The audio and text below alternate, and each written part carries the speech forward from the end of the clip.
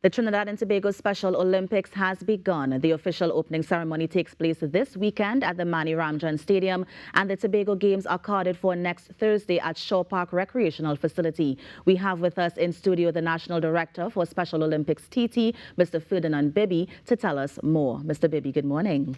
Hi, good morning, and thank you for having us. Thank you so much for joining us this morning. Because it's Tobago Thursday, let's focus on Tobago. Tell us about the events that's happening across the island.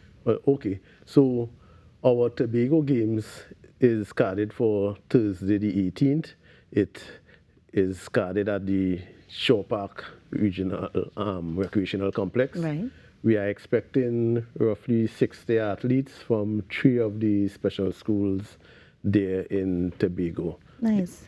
What sorts of games will they be participating in? Right, there would be 3 sporting disciplines: athletics, football, and a sport called bocce. What is bocce? Bocce is a sport. The name bocce is from an old event that started in Italy and Europe. It's something. The best explanation is lawn bowls. You roll 4 big balls at a target ball. Right. Right, and the object is to get as many of those 4 balls close to the target ball as possible to gain points. Yeah, that sounds exciting. Yes, I can imagine seeing it in real, in person. Yes, it is. It's not too physical, Yes. but the excitement comes from the object of getting your ball close to that target and yes. knocking away your opponent's balls. Nice. Now, I understand that the opening ceremony is this Saturday, but I believe that there was the basketball games that happened on the 6th? Right. So basketball was our teaser. Right. But our focus, our launch is on Saturday at the Mani Ramjan Stadium. We are having 8 sporting disciplines over the next weekends in the month, Right. plus the Tobago Games, right? But it's just split up. But the focus now is on Saturday, where we launch and move on. Yeah. And are the games going to be run for the entire month of May? Yes, and this was a new concept because of the lingering thoughts of COVID. Yes. So we divided to move away from the 1 weekend 8 sporting discipline event to smaller single weekend events. Yeah. Mr. Bibby, tell us about the Special Olympics organization on the whole and the mandate of it and the aim. I mean, what is it that the organization do and hope to achieve? Right. Special Olympics Trinidad and Tobago is the local arm of an international sporting organization. We provide sports, training, and competition for persons with intellectual disabilities. But we do more than that. We provide opportunities to develop the individual, to showcase their skills, to combat stigmatization and marginalization, and foster inclusion.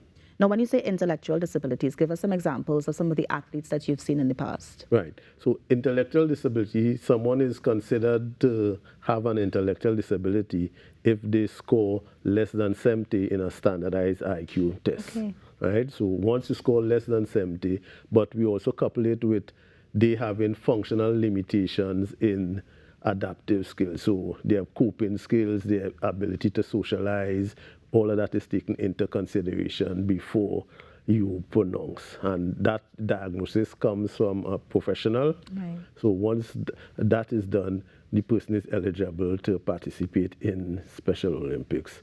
Some of the types of intellectual disability, Down syndrome, autism, so all of those persons would be eligible to participate in Special Olympics. And how long has the organization been in existence? Well, locally we have been in existence since 1982, right?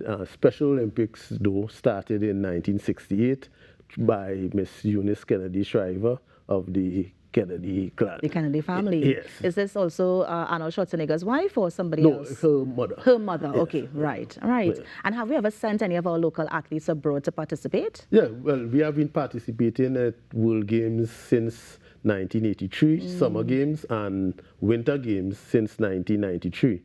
Actually, we are in preparation of a team to go to Berlin in June, the 17th of June to the 25th of June, to Right. compete at this year's World Games. What are some of the games you're going to be competing in? Right. We have 16 athletes participating in track and field, equestrian, powerlifting, and swimming. Yeah.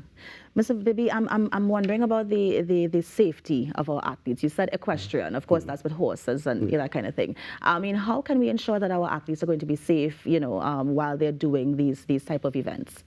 They've been trained. Proper training. It's just like any sporting Yes. activity, and that is one of the things we have to combat. Yes. The overprotection sometimes of the parent, of the caregiver, that, hey, this, you might get hurt. Because that's the first thing that came to my mind.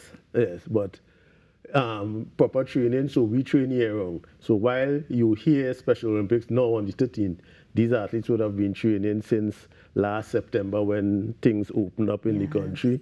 So they are prepared, and of course there's the safety equipment, helmets, but the best safety protection is proper training. Proper training. I heard your co-host earlier mention he's back Swimming in the pool, and you wondered about open water swimming. Just weekend, 3 of our athletes would have competed in the Maracas open water swim. Yeah, and that's an annual thing. You have an athlete who is swimming open water 10,000 meters. Started off 25 meters in a swimming pool, but proper training has caused them to move on. How did they perform at that event? Well, we had Trent Bettel swam in the 5,000 meters, and he would have finished, I think it was 18th overall, right? But of course, there was a Special Olympic category, right? Then we had Stefan Singh swimming in the 3,000 meter category, and Michael Williams, who finished in the 1,000 meter category. I understand now the training that you're talking about. Yes. I know that you have called for more support for the Tobago athletes. Tell us about that. Right. So we thought of utilizing the Tobago Games as an expansion of our reach, because while we are reaching 60 athletes, there are so much more persons in Tobago that we can, and we are hoping to come out. But so we started focusing Tobago Games as a single event. Plus, you have an opportunity to come to Trinidad with the other games events that aren't offered in Tobago. So we continue. It's good that we have a partnership with the Division of Community Development, Youth Development and Sport of the Tobago House Assembly. They have come on board since last year, and they have provided an integral part by providing some funding, their coaches in their division. So that is helping us expand and provide a better quality competition for our athletes. Yeah. Now, parents who are at home, parents, guardians, and they are looking at the program and they want to get their children involved with the Olympics, what sort of process they need to do to get them involved? Right. Well, the first thing would be to have them diagnosed as such. Once that is done, you can reach us through our Facebook page, our Instagram page, or you can call 685-5689 or 391-1383, and somebody will get back to you. Yeah. But it's our hope really to expand more into the communities, because just as how you may wake up one morning and decide, I want to go for a swim in my community, we are hoping that the various clubs, all the sporting organizations in the community reach out to us, have their coaches trained so that they could offer anyone who come in their door. Yeah.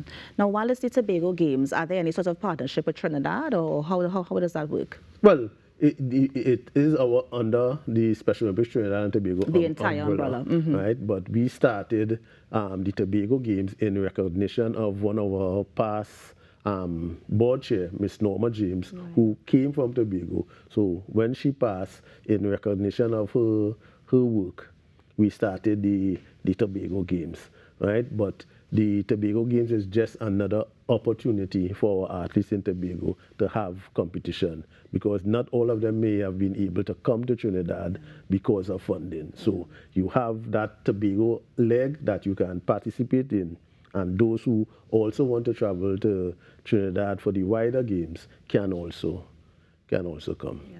Mr. Bibby, one of the things that you mentioned is that sort of community. You want to continue to have that sort of connection to the community. But what other awareness campaigns or anything that the organization is doing to make people aware that this is happening and how they can get involved? Right.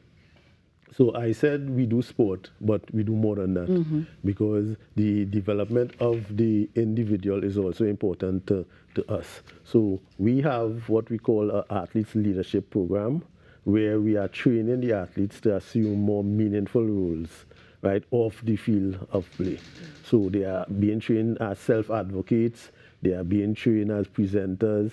Actually, at the World Games in Berlin, we will also be sending an athlete to participate in an Athlete Leadership Congress. Okay. So Ms. Kelly Simmons will be representing Trinidad and Tobago at the World Congress. So that's where all athletes from around the world come together and speak about what interests them, what they feel should be happening, what are the challenges they are observing, and what are the more importantly, the recommendations they have for solving it.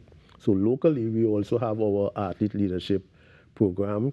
Ms. Kelly Simmons her project for that Congress is actually speaking to business places, corporate citizens, about their willingness or openness or their policy about hiring persons with intellectual disabilities. So off the field, she is doing her part in advocating for her rights. And Mr. Bibby, before you go, just remind us again what we can see for the month of May, because I know the opening ceremony is this Saturday. What else can we see in the upcoming weekends? Right. So we have the opening ceremony on Saturday, and then we go straight into athletics competition at Mani Ramjan. 1 o'clock in the evening, we have powerlifting at the Dial Fitness Center in Long Circular Mall. On the 20th, we have bocce competition at Mani Ramjan, so you can come down and see for yourself see what that is and get about. an opportunity to interact with our athletes. On the 21st, we have volleyball at Pleasantville Indoor Facility. Yes. And equestrian at Police Mounted Branch. Okay, good. And then on the 27th, we have football in St. Mary's College Ground and swimming in Diego Martin Community Swimming Pool. And then we bring the athletes together to have a closing ceremony where we invite some artists to come and perform for athletes and send them off. It's going to be a grand time, yeah. And before you go, just remind us where we can get any more information about the event. At our Facebook page, Special Olympics Trinidad and Tobago, or at our Instagram page, or call 391-1383 or 685-5689. Mr. Bibby, thank you so much for joining us this morning. All the best with the events. I'm going to keep my eye on Berlin to see how we do, of course, on an international stage. And, you know, all the best with the events as we look forward to them in the month of May. Thank you. Have a good one. And that was the National Director for Special Olympics, TT, Mr. Ferdinand Bibby, just telling us about the Tobago Games that's taking place throughout the month of May, with the opening ceremony that's taking place this Saturday. You're on the Now Morning Show. We're going to take a break and be right back. Stay with us.